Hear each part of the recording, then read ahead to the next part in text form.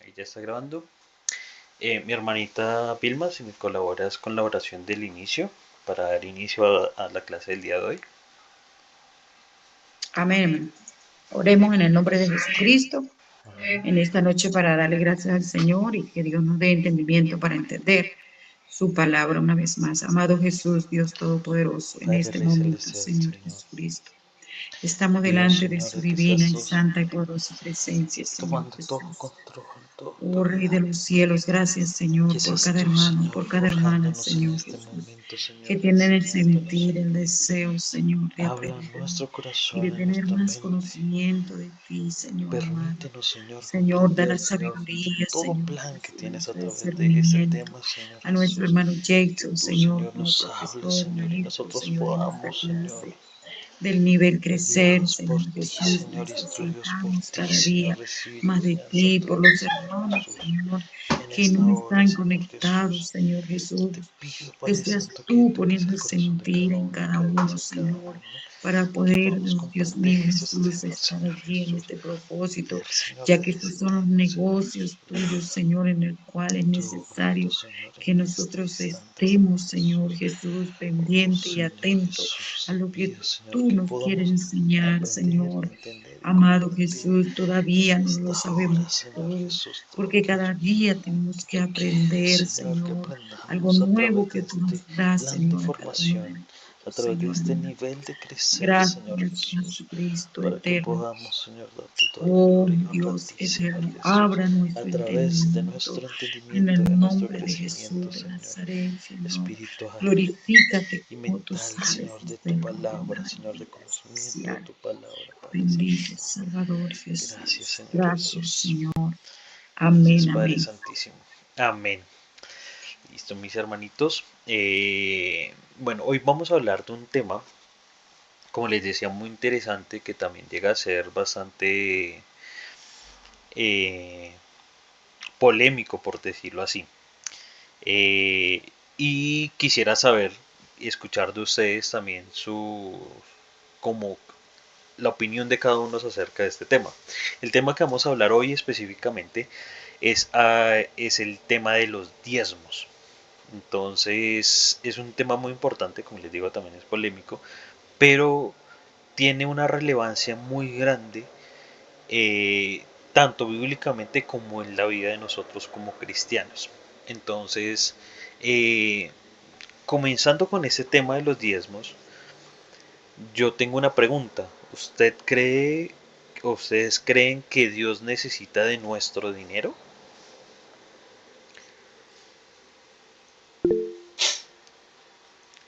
Luceli, Luceli, ¿qué piensas? Bueno, que Dios necesita de nuestro dinero, no, literalmente no, porque la Biblia dice que Él es el dueño del oro y de la plata. El diezmo es un acto de obediencia, hermano. Y aparte de la obediencia, es como nosotros pagar un seguro, por decirlo así, porque la Biblia dice en Malaquías que Él reprenderá al devorador por nosotros. Entonces, primero dice, trae todos vuestros diezmos al alfolí.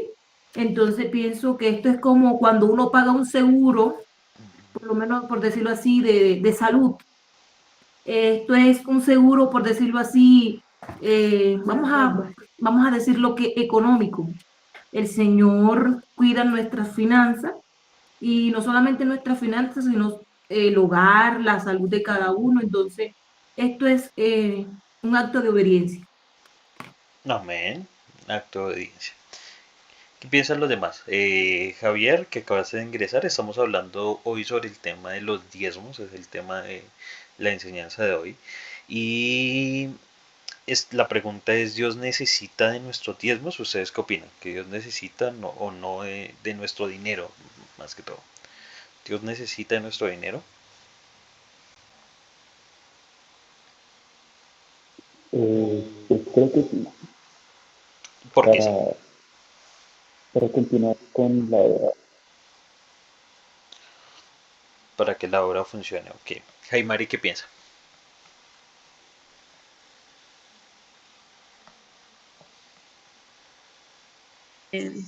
Bueno, yo estoy de acuerdo con lo que dice la hermana Luceli porque eso es como un acto de obediencia eh, que Dios nos manda porque dice que probarme ahora en esto, dice Dios. Eh, un acto de obediencia para que Dios nos bendiga, sí, para la bendición económicamente, también espiritual, y es parte también de nuestra salvación. Amén. ¿Qué piensa Devlin, su hija, sobre ese tema?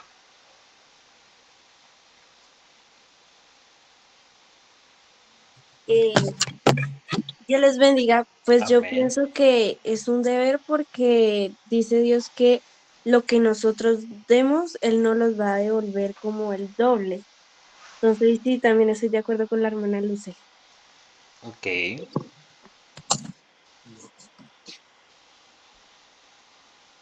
Hermana Karen, ¿qué piensas? ¿Dios necesita de nuestro dinero?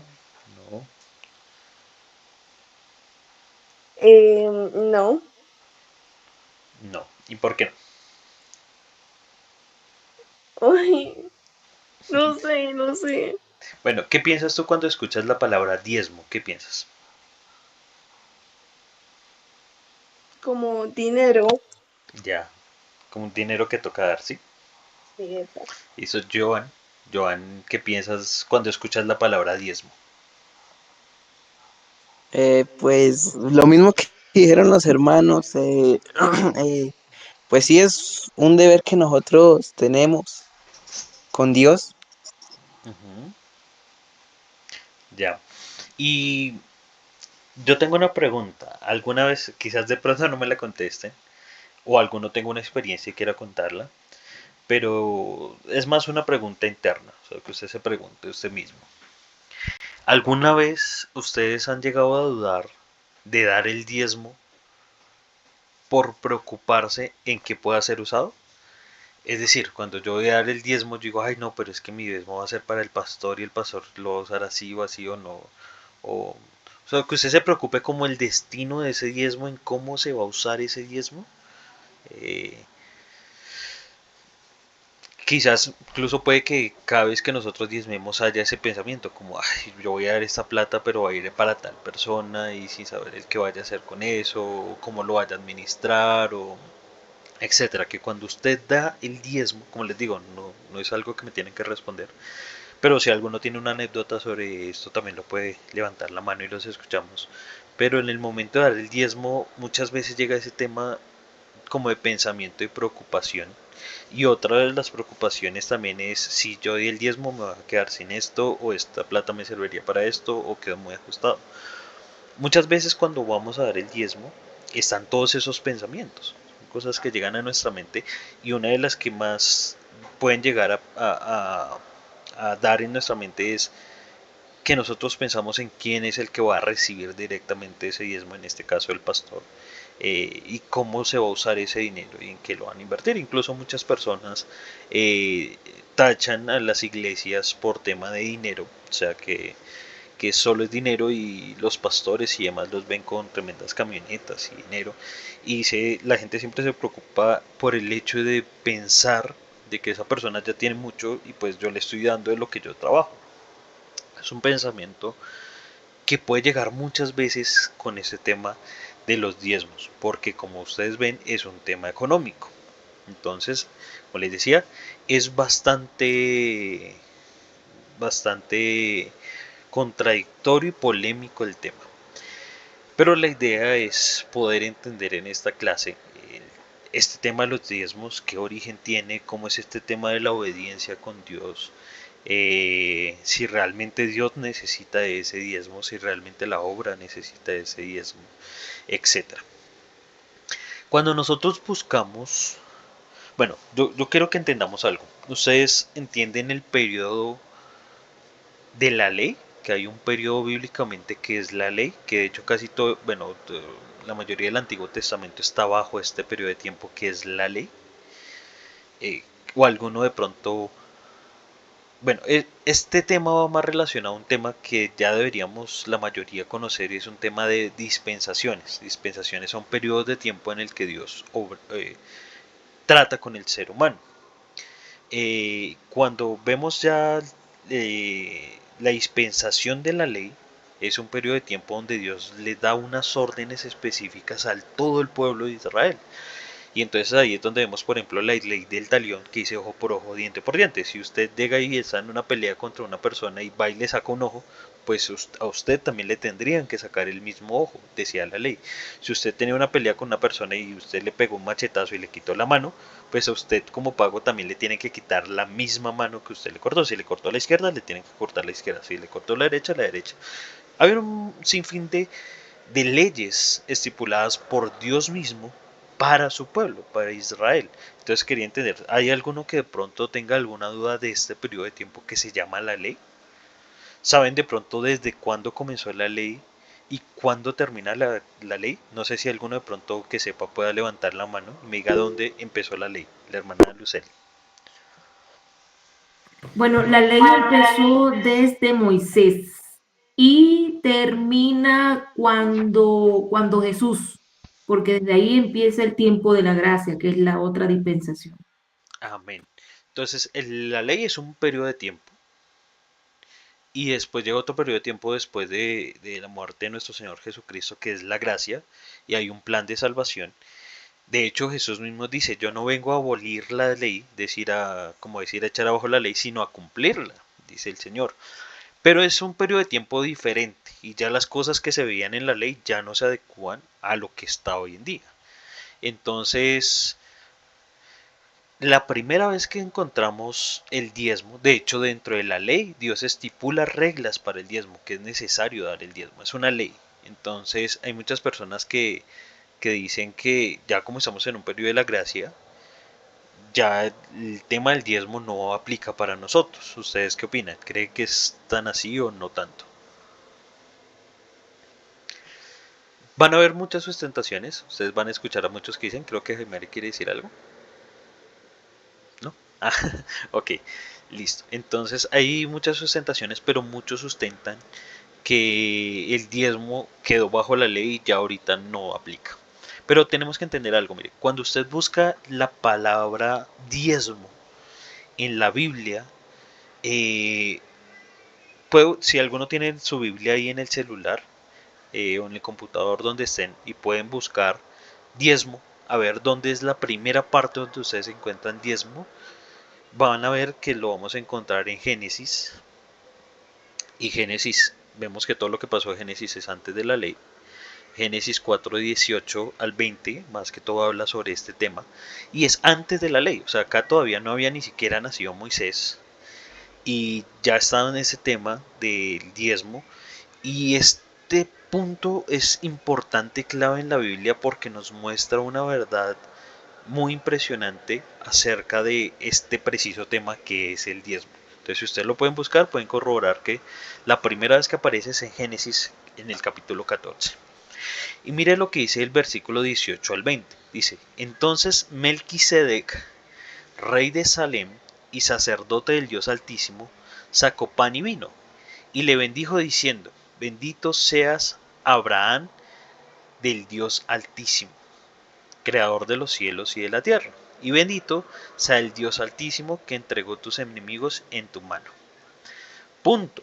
Después dice, y le dio a Abraham, ¿quién le dio? Abraham le dio a Melquisedec los diezmos de todo. En ese punto, ¿alguno sabe quién era Melquisedec? La hermana Luceli. Dice la Biblia que era un sacerdote, pero Dice la Biblia que era sí, era una teofanía de Dios. Amén. Amén. Listo. Entonces, ese versículo dice, entonces Melquisedec, habla de Melquisedec, ¿sí? Y dice rey de Salem, o sea, le está dando el título de rey de rey Salem. Y también le está dando título de sacerdote del Dios Altísimo. O sea, él era rey y sacerdote del Dios Altísimo. Abraham, después de que Melquisedec lo bendijo, él le entrega los diezmos de todo. Esa es la primera vez que vemos los diezmos. Abraham le entrega los diezmos a Melquisedec. Y es importante que entendamos esto y lo desenglosemos. Y por qué la hermana Luceli dice que era una teofanía de Dios, es importante entenderlo. Si alguno no sabe qué es una teofanía es una manifestación celestial en una forma humanamente entendible. ¿Qué quiere decir esto? Quiere decir que era una forma en la que Dios se manifestaba a los hombres de una forma que nosotros lo pudiéramos reconocer o lo pudiéramos ver sin verlo directamente cara a cara, o sea, era una forma humana. Por ejemplo, la zarza ardiente, cuando Moisés se encuentra con la zarza ardiente, esa es una teofanía de Dios, o sea, es una forma en que Dios se le presenta al ser humano sin manifestar toda su gloria, ¿no? Es una forma humana, humanamente entendible. Entonces, es importante entender esto. Entonces, en Israel las funciones rey y sacerdote, o sea, rey era una persona y sacerdote era otra. O sea, eran de hecho cargos diferentes para personas diferentes y estaban separados incluso por un mandato divino. O sea, el rey tenía que ser uno y el sacerdote otro. ¿Qué quiere decir esto? Quiere decir que un rey no podía ser un sacerdote y un sacerdote no podía ser rey. Es como ahorita en cualquier cargo judicial o administrativo de algún lado, por ejemplo, políticamente podríamos decir el mismo alcalde no puede ser presidente, el presidente no puede ser alcalde a su vez, no, o es presidente o es alcalde. Es una forma como de imaginarlo. Pero rey era un oficio y sacerdocio era otro oficio, y era un mandato divino que estuviesen separados. A Dios de hecho le disgustaba cuando un rey intentaba realizar la labor de un sacerdote, porque no era la función de él, y el sacerdote era dedicado y todo lo que hacía era dedicado a Dios y era santificado, y el rey no podía hacer las cosas de un sacerdote y esto le molestaba a Dios. Estas funciones fueron diseñadas para complementarse, o sea, para la una apoyar a la otra, pero no para ser desempeñadas por una persona. Eh, Salvo en la figura profética del Mesías, que de hecho cumple las dos funciones. Entonces, cuando vemos las funciones en Israel del rey, era un líder político y militar. El rey tenía esas características, era un líder que administraba todo lo político y la fuerza militar. Y tenía que provenir de la tribu de Judá principalmente, de la tribu de Judá, listo, todos los reyes. Deuteronomio 7, 14 al 20. Podemos ver un poco sobre este tema del poder del rey y su tema militar. Deuteronomio 7, del 14 al 20. Su área principal era gobernar, liderar el pueblo en la guerra y garantizar la justicia y obediencia a la ley de Dios. Esas eran las funciones principales del rey. Ejemplo de reyes encontramos a David, Salomón, Josías, etc. Ellos eran reyes. En cambio, los sacerdotes provenían de la tribu de Leví, especialmente de la línea de Aarón. Eso lo encontramos en 28, 1 al 4. Eso fue cuando el pueblo de Israel fue sacado de Egipto y, y Moisés subió al monte Sinaí y duró mucho tiempo allá y el pueblo de Israel pensó que de pronto le había pasado algo y como ellos tenían la costumbre en Egipto de tener imágenes y todo, se hicieron un becerro de oro y lo adoraron y la única tribu de las 12 que no adoró el becerro fue la tribu de Leví, fue la única que no adoró y por ello entonces Dios instituyó que todos los sacerdotes tenían que ser levitas.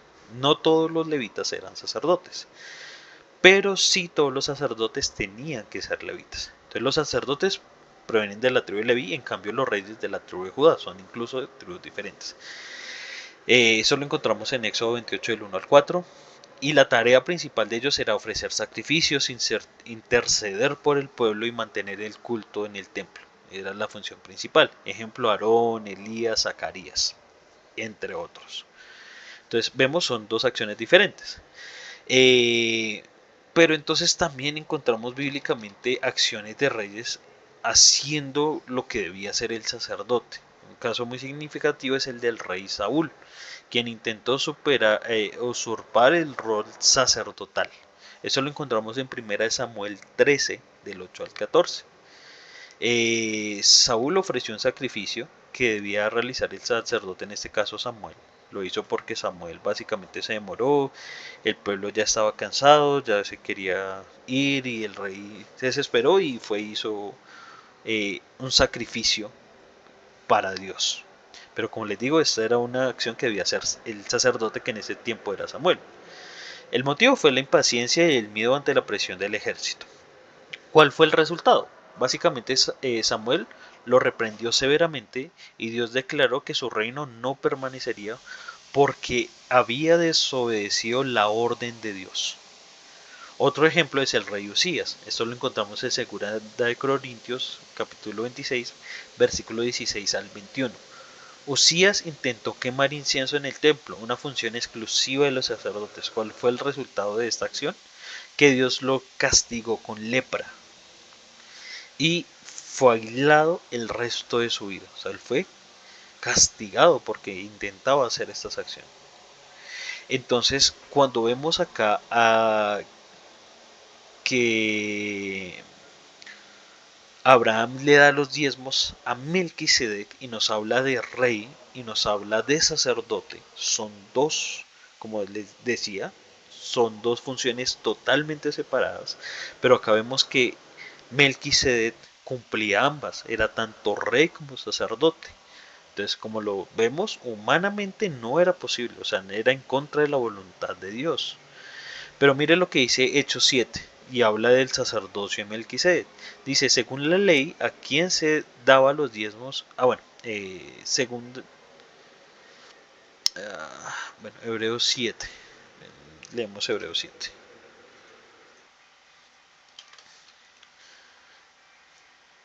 Dice, porque este Melquisedec, rey de Salem, sacerdote del Dios Altísimo, acá está presentando sus dos características, tanto rey como sacerdote del Dios Altísimo, que salió a recibir a Abraham, que volvía de la ruta de los reyes, y le bendijo, a quien asimismo dio a Abraham los diezmos de todo, cuyo nombre significa primeramente rey de justicia y también rey de Salem, esto es, rey de paz. Sin padre, sin madre, sin genealogía, que ni tiene principio de días ni fin de días, sino hecho semejante al Hijo de Dios, permanece sacerdote para siempre. Entonces, ¿a quién se está refiriendo en este caso? Melquisedec, ¿o quién sería Melquisedec? Entonces, Melquisedec es Dios mismo. Como lo decía nuestra hermana Luceli, es una manifestación de Dios, una teofanía de Dios.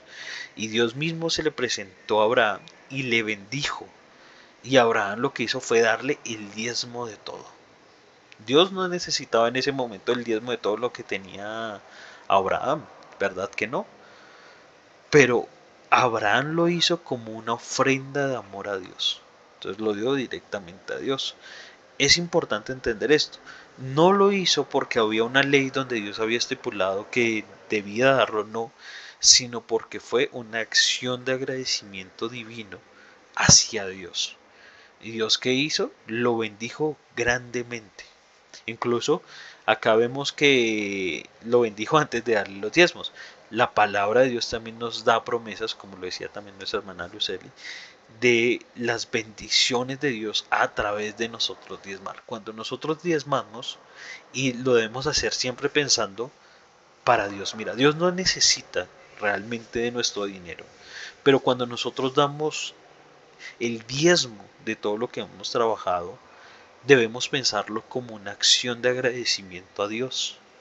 Y lo que dice su palabra en Malaquías, básicamente dice, probadme ahora en esto, dice nuestro Señor Jesucristo, si no abriré las ventanas de los cielos y derramaré bendición en tu vida hasta que sobreabunde. Hablando de que haya alimento en su casa y que entreguemos los diezmos de todo.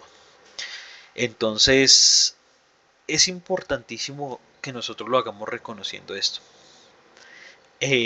Según la ley, ya cuando entramos al periodo de la ley, tenemos que entender a quién se le daban los diezmos y por qué se le daban los diezmos a ellos. Mire que los 12 tribus de Israel bueno, habían 12 tribus de Israel, ¿sí? La cual son Judá, Rubén, Gad, Aser, Neftalí, Manasés, Simeón, Leví, Isaacar, Zabulón, José y Benjamín. Son las 12 tribus. Cuando hay, de hecho les voy a compartir, no sé si acá me deje compartir imagen. Les voy a compartir una imagen, pero no sé si acá en el chat deja compartir imagen. Bueno, les voy a compartir los nombres de los 12 hijos de Jacob. Acá se los dejo en el chat, los 12. ¿Y qué hago? Espérame a ver. Para compartirles pantallas, que quiero que vean la distribución de la tierra de las 12 tribus. A ver.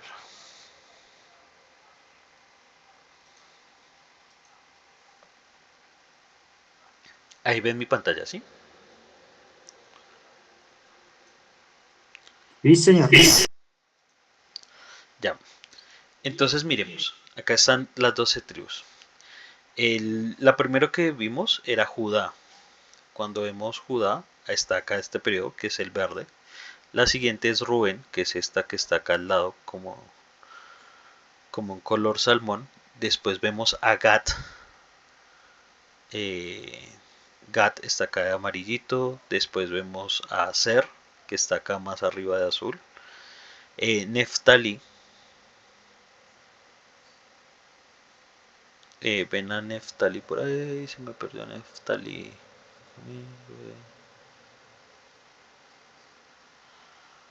Neftalí. Dice que está como un amarillito. Ah, esta. Este es Neftalí, este que está acá en amarillito. Manasés, que es este, sino que acá el nombre está en hebreo, entonces por eso cambió un poquito. Neftalí, Manasés, Simeón. Manasés está acá, Simeón está acá abajito. Después está Leví. Pero si usted se da cuenta, en todo este territorio, ahorita les envío la imagen, no está Leví. O sea, Leví no tiene una porción de tierra. Incluso acá abajito están los nombres y acá tampoco usted encuentra Leví, no lo encuentra por ningún lado. Después está Isaacar.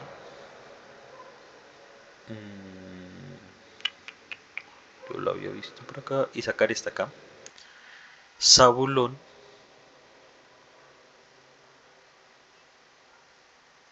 Zabulón está acá, de rosadito. Y después está José y Benjamín. Benjamín está acá. Y José.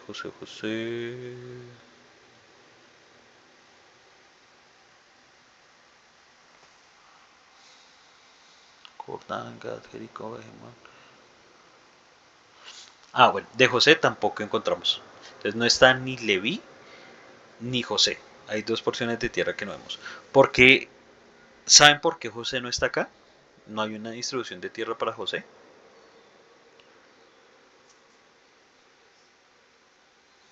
¿Alguno que sepa por qué?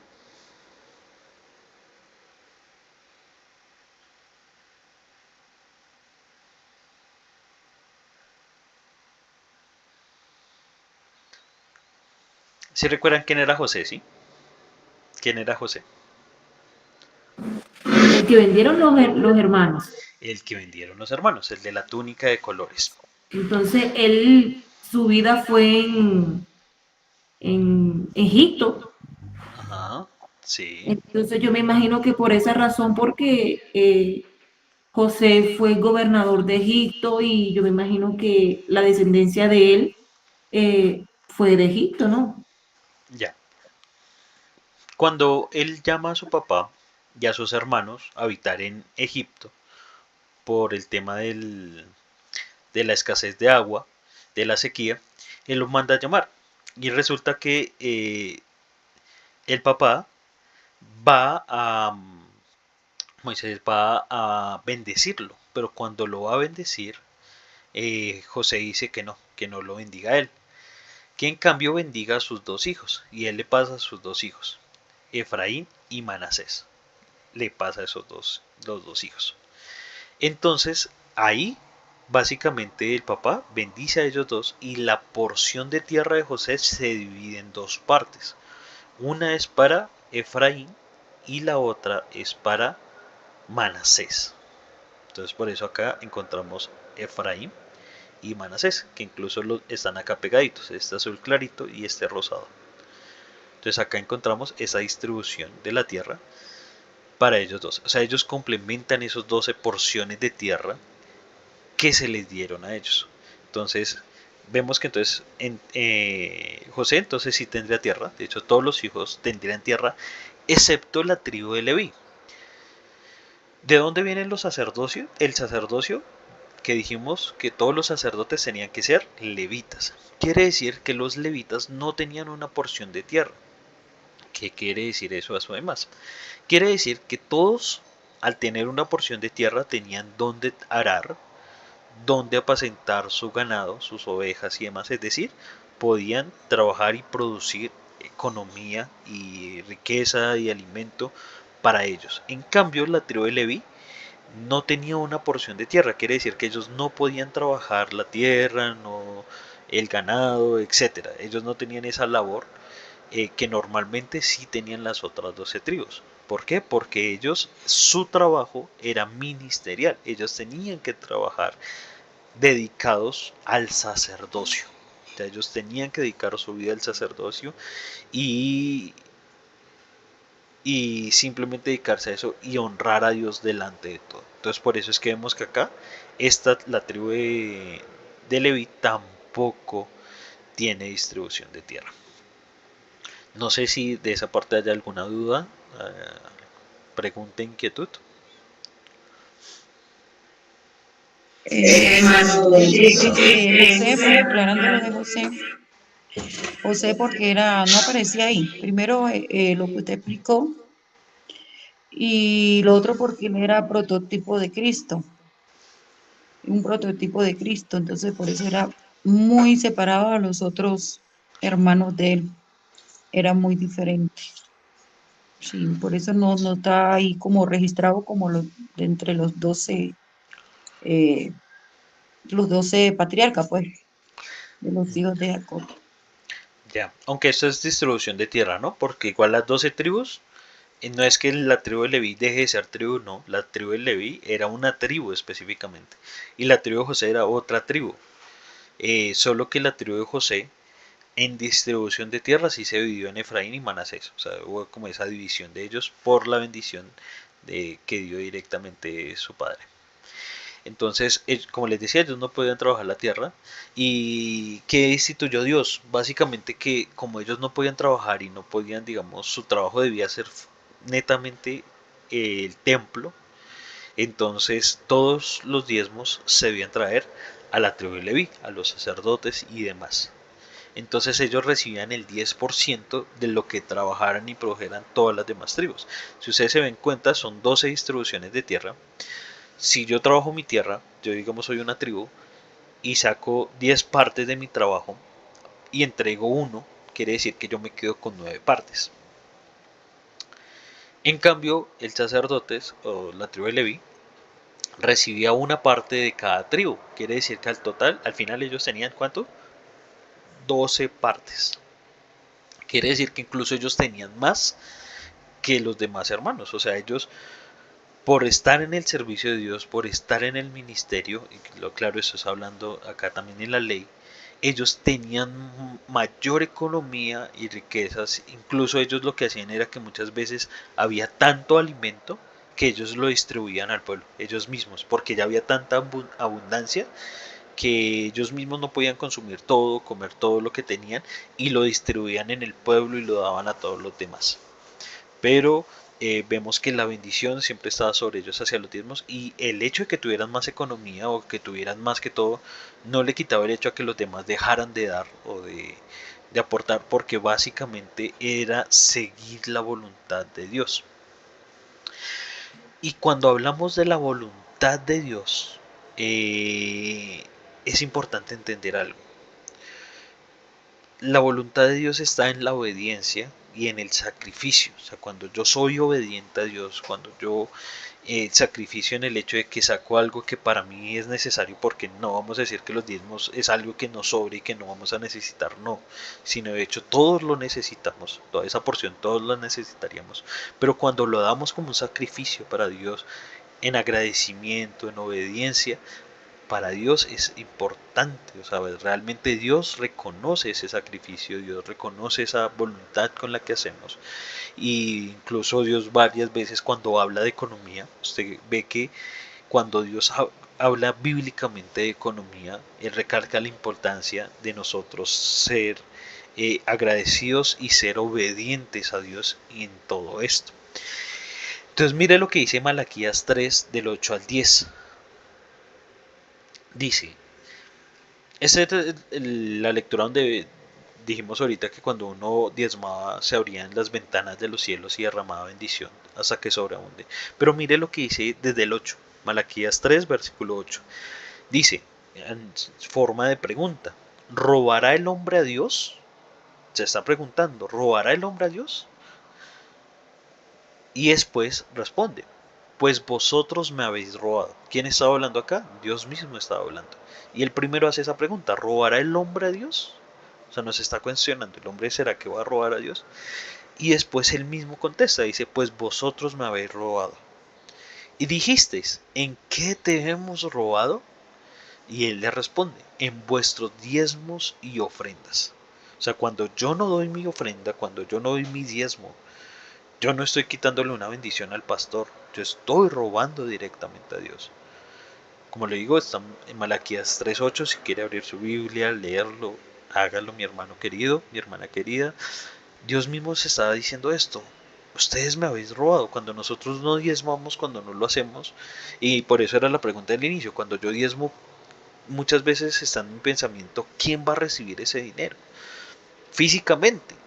Pero es que cuando yo lo doy, yo debo entender que no lo doy porque se lo estoy dando a alguien físicamente, sino porque lo estoy haciendo como una señal, como lo decían ustedes, de obediencia, pero también de amor y de bendición, de agradecimiento. Y dice, malditos sois con maldición porque vosotros la nación toda me habéis robado. Después dice, traed los diezmos a las folí y haya alimento en mi casa y probadme ahora en esto. O sea, Dios incluso nos está dando un reto, como se lo dio al pueblo de Israel, es un reto y le dice, probadme, o sea, le está diciendo, réteme ahora en esto.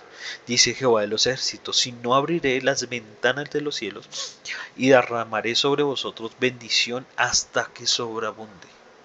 O sea, no va a ser cualquier bendición, va a ser hasta que sobreabunde. Y podría traer muchos ejemplos de personas o grandes empresas que diezman y han diezmado. Por ejemplo, Colgate es una de ellas, es de las más famosas historias que uno conoce cuando busca de diezmos. Y Colgate se originó por una persona cristiana que lo hizo por Col de Colosenses, Ga de Gálatas y de Tesalonicenses. Y de ahí salió Colgate, el inicio de Colosenses, Gálatas y Tesalonicenses, Colgate. Y el dueño empezó diezmando el 10% y Dios lo bendijo de tal manera que después empezó a diezmar más y más y más hasta que al final llegó a diezmar hasta el 90%, viendo que con el 10% ya era muchísima lo que él llegaba a tener. Pero la cuestión es más un tema interno, o sea, es más que nosotros mismos entendamos que el diezmo y la obediencia de nosotros en la parte económica no debemos hacerlo pensando en el pastor, pensando en la iglesia, pensando en los hermanos, porque muchas personas incluso diezman por lástima. Ay, no, pero es que allá hay tanta necesidad, yo lo voy a hacer. Ay, pero es que mire que el pastor está con hambre, no voy a diezmar para que él pueda comer. No, no es una acción que yo deba hacer dependiendo de a quién se lo voy a dar o pensando a quién se lo voy a dar, sino directamente a Dios. Por eso cuando uno va a diezmar, y lo decía nuestro pastor una vez en una dominical, que antes de usted diezmar ore, o sea, dale gracias a Dios, tenga un momento de intimidad con Dios donde usted entrega eso a Él, o sea, directamente a Él. Y mire, cuando nosotros lo hacemos así, de la forma en como nosotros damos, también hay bendición. Porque también habla de las ofrendas. Las ofrendas también es un punto importante porque muchas veces damos de lo que sobra y vemos una historia bíblica sobre este tema también de las ofrendas. En Marcos 12, 41, 44 dice la ofrenda de la viuda. Estando Jesús sentado delante del arca de la ofrenda, miraba como el pueblo echaba dinero en el arca de la ofrenda, ¿no?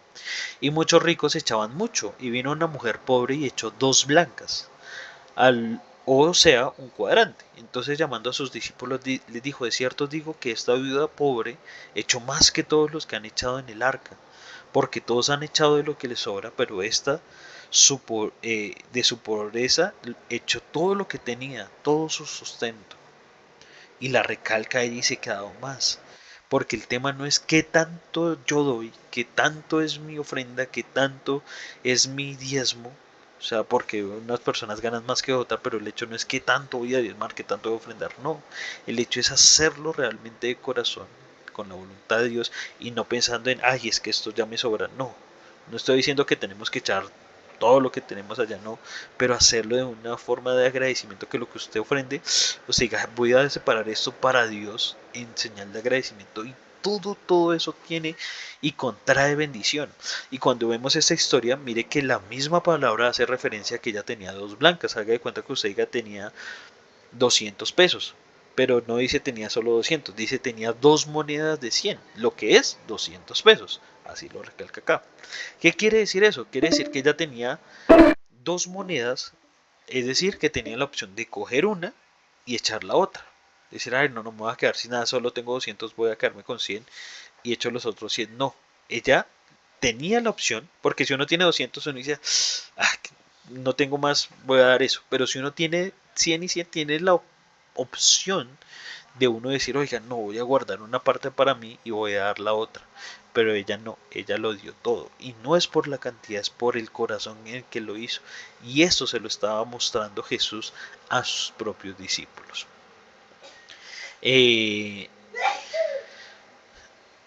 La carga del liderazgo y los pastores es importante porque ellos manejan los recursos y a la forma en que lo manejan ellos tienen grandes responsabilidades, y de hecho la responsabilidad de cómo ellos administran la economía de la iglesia y cómo administran los diezmos y todo,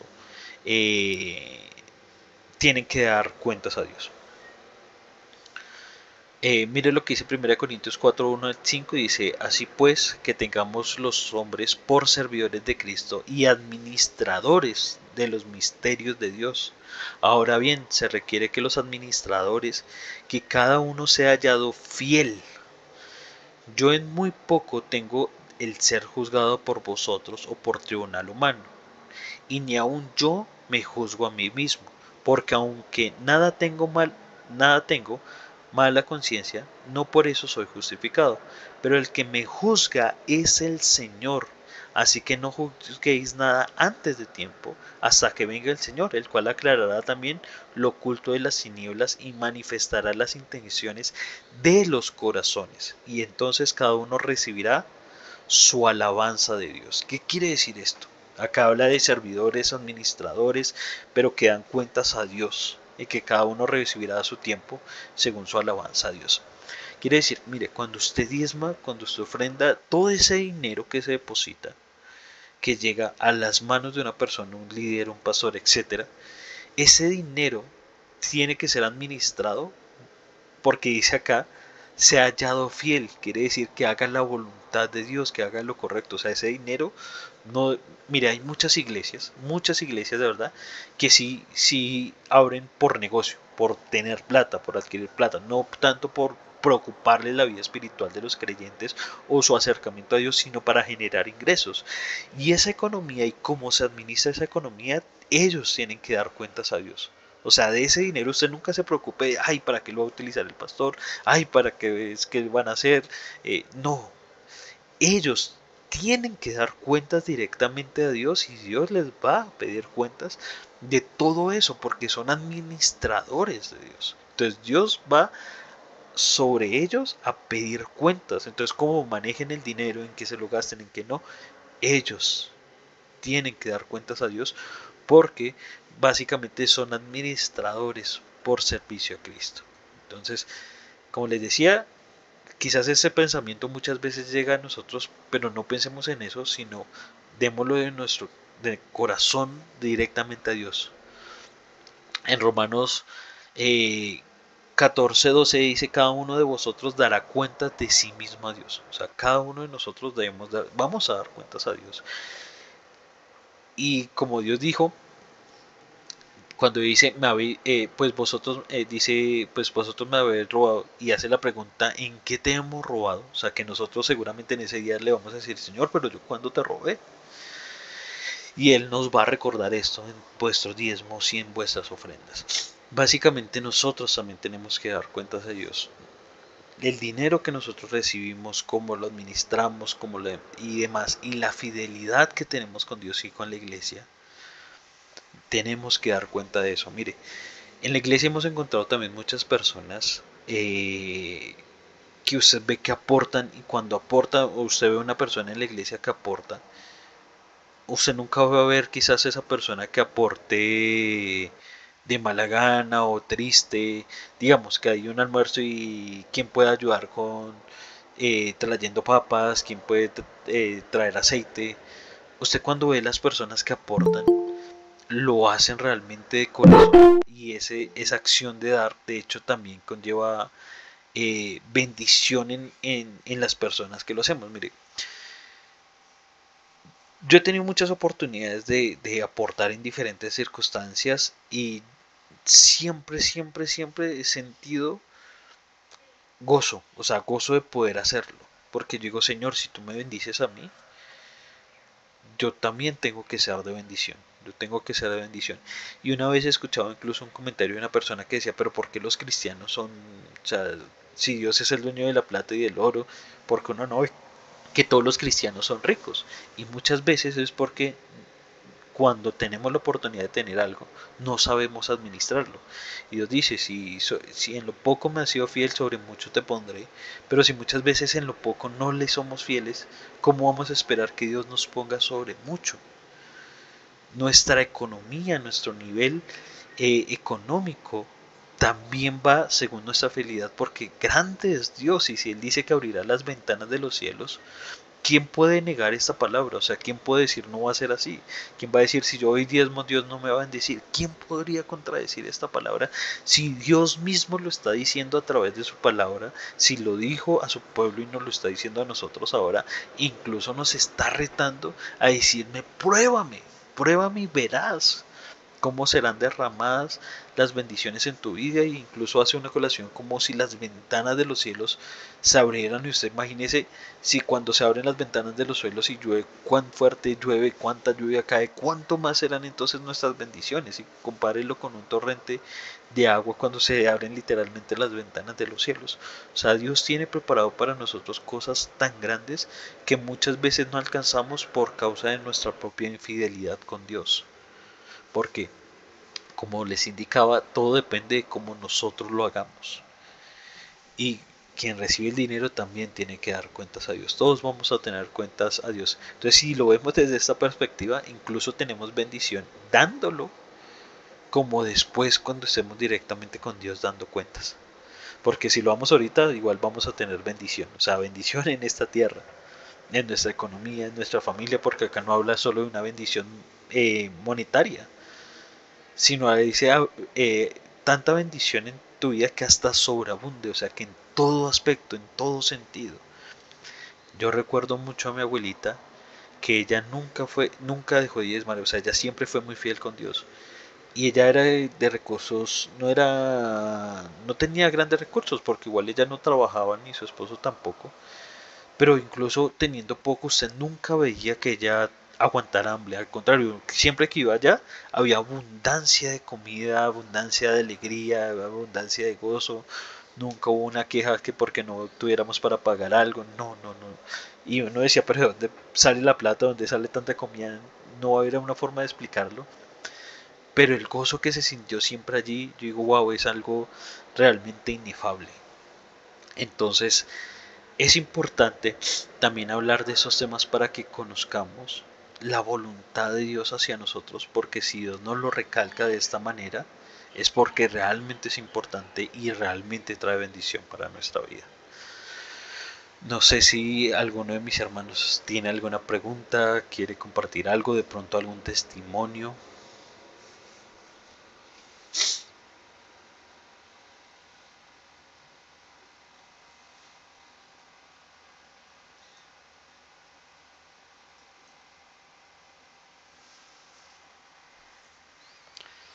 De pronto nuestro hermano Javier, Devlin, Luceli, Karen, Joan, la hermana Vilma, Jaimari, hermana Devlin, hermano, perdón, o su hija.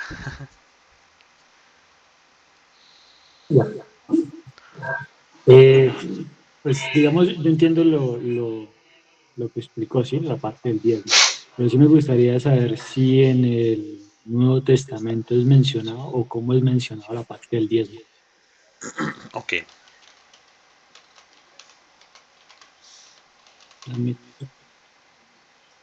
ya. ¿Alguno más tiene otra pregunta o solo esta? La hermana Luceli. Hermano Ember, hermano, yo veo el diezmo, lo que es ofrenda, diezmo, primicia. Bueno, vamos a hablar de la primicia, pues, de la siembra. Ujú, Cuando uno siembra algo en su corazón, bueno, muchos esperan como dinero, como algo material, pero también tenemos que ver que Dios bendice de muchas formas, muchas maneras. El ejemplo mío, yo sembré mi carro, yo lo veo como una bendición a mí como de salud, ujú, ¿sí? Porque es que a veces muchos sembramos, diezmamos, es para obtener más. Y lo he escuchado mucho de muchas personas. ujú. Sí, de hecho la siembra es otro aspecto diferente. De hecho, son una cosa son los diezmos eh, y ofrendas que sean básicamente en la iglesia. Hay otra cosa que son siembras. La siembra es cuando Dios pone en mi corazón el sentir de dar algo a alguien. Y esas siembras pueden ser económicas, materiales, como dice mi hermano. O sea, yo puedo incluso sembrar un carro, eh, un mercado, un dinero que me llegó y yo digo, siento que debo dárselo a tal persona. Esos son siembras y la bendición que conlleva eso tanto a la persona que lo hace como a la que lo recibe es muy grande y como lo dice, eso se refleja en todo. O sea, Dios es, o sea, Dios exalta tanto este tema de la parte económica que, que lo que uno recibe es realmente perfecto en todos los aspectos, o sea, económico, familiar, espiritual, salud, etcétera. Incluso también he escuchado testimonios de personas que han sembrado pensando en otra persona, pero a través de esa siembra Dios ha traído a su vida una sanidad que estaban esperando hace mucho tiempo. Y la persona no lo hacía con ese fin de esperar la sanidad, pero Dios la dio a través de esa obediencia, y lo digo así porque la persona sintió en ese momento, o sea, el milagro de Dios y entendió que fue a través de esta acción de obediencia. Eh, Mira, básicamente sobre la otra pregunta de los diezmos en el Nuevo Testamento. En el inicio aclaraba que los diezmos no es algo tanto del Antiguo y del Nuevo Testamento por el hecho en el que no es bajo la dispensación de la ley. O sea, los diezmos no empezaron en la dispensación de la ley, empezaron mucho antes. Eh, o sea, que está fuera de la ley y continúa mucho después, hasta la actualidad, porque Básicamente es algo que incluso Dios terminando el Antiguo Testamento lo deja como, como un reto para nosotros. Básicamente, bíblicamente en el Nuevo Testamento no encontramos muchos casi acciones sobre este tema de los diezmos, por eso genera tanta controversia si en el Nuevo Testamento referente a la era actual se ve o no diezmar. Encontramos pocos, por ejemplo en Lucas 18:12 dice, y hablando de sí mismo, el autor dice, ayuno 2 veces a la semana y también dice, doy los diezmos de todo lo que gano, haciendo referencia en el Nuevo Testamento de la acción que lo hacía. Encontramos, como les digo, en Lucas 18:12, en Hebreos 7:8 también encontramos, y aquí ciertamente reciben los diezmos hombres mortales, haciendo referencia que humanamente se reciben los diezmos hombres mortales, pero también aclara, pero allí uno de quien se da testimonio de quien vive. O sea, lo que les decía ahorita, nosotros, el diezmo ahorita físicamente va a manos humanas, como dice acá, los diezmos lo reciben hombres mortales, pero allí, o sea, él está hablando de, ya no de este aspecto mortal de nosotros, sino celestial, dice uno de quien se da testimonio de quien vive, o sea, quien recibe esa acción, no el dinero físico, sino esa acción de sacrificio y de obediencia y de alabanza, Dios mismo, que Él es el que da testimonio. Por eso dice testimonio de quien vive. Entonces Él mismo es el que lo recibe y por eso no es algo que, que sea por generación. O sea, no es algo que deba ser algo como decirlo, ligado a un tiempo, a un periodo de tiempo como Antiguo Testamento y Nuevo Testamento. No, porque es para Dios. Y Dios no cambia de un tiempo a otro, sino Dios siempre es el mismo. Y la obediencia a Dios siempre es la misma. De hecho, si usted ve todo lo del Antiguo Testamento, Él lo resume en el Nuevo Testamento diciendo, todo está en amar a Dios sobre todas las cosas, y sobre todas las cosas, sobre el dinero, sobre